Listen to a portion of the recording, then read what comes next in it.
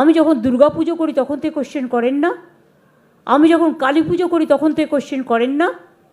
আর জেনে রাখুন, আমি খ্রিস্টানদের ফেস্টিভ্যালেও যাই, আমি ঈদ মোবারকেও যাই, আমি ইফতার নিজে করি এবং রোজাতেও যাই, ইফতারেও যাই, ঈদেও যাই।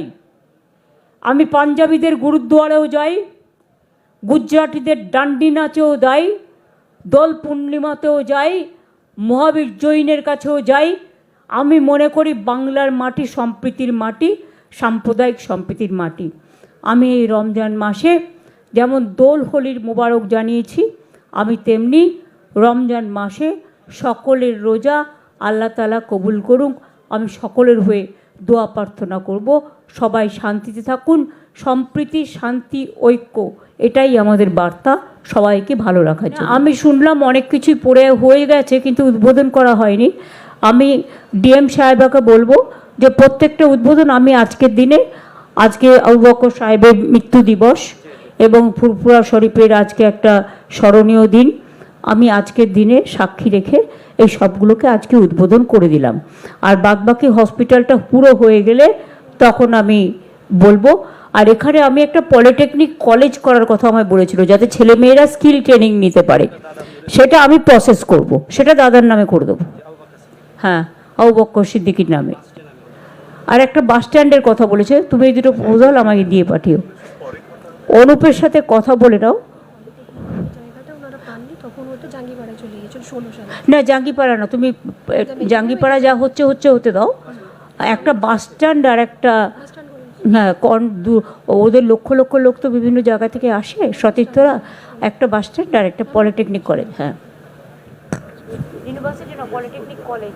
পলিটেকনিক কলেজটা যখন তৈরি হবে, আমি চাই এখান থেকে সব স্কিল ট্রেনিং ছেলেমেয়েরা, তাতে কী হবে, তারা ভবিষ্যতে চাকরি বাকরি পাবে। সেই জন্যই পলিটেকনিক কলেজটা যখন হবে তখন আবু বকর সাহেবের নামেই হবে।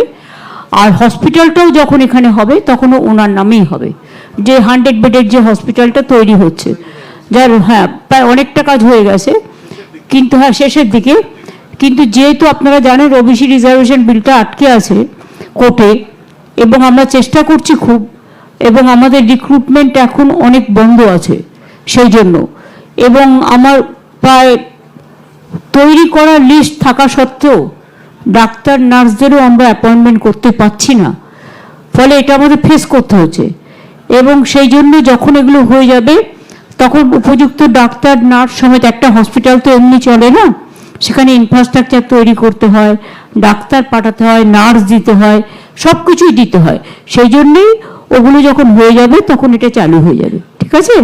এবং হসপিটাল এবং পলিটেকনিক কলেজ যখন হবে, হসপিটাল তো প্রায় হবার মুখে, সুতরাং ওটাও নামকরণ হবে। আমি ডিএমকে বলে গেলাম মুক্তাকে যে আবু বকর সাহেবের নামেই করে দেওয়ার জন্য।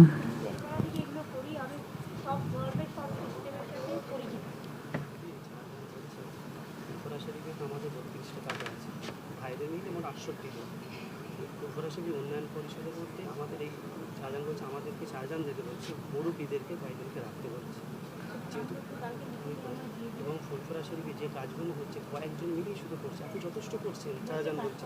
আচ্ছা আচ্ছা।